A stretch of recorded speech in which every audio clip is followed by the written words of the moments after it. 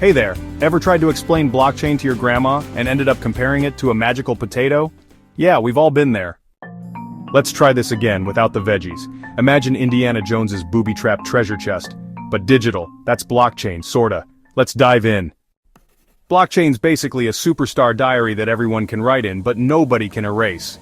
Think of it like a group project where everyone has the same Google Doc. Every transaction, like sending crypto or buying a meme NFT, is a block chained together.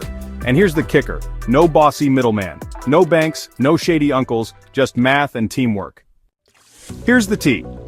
When you send crypto, your transaction joins a party of other transactions, also known as a block.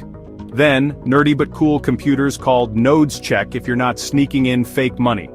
Once verified, the block gets a permanent VIP pass to the chain. No take-backsies. And yes, you can send a goat emoji instead of a real goat. Thank you, blockchain. Blockchain to the rescue. Ever been double charged for pizza?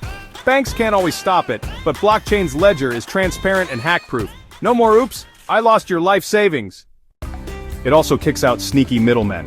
Want to send money to Mars? Done. No bank manager named Greg slowing you down.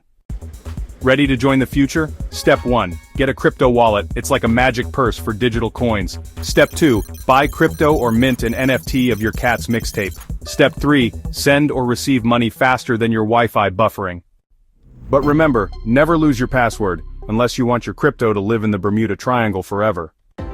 Boom! You're now smarter than 97% of Twitter crypto bros.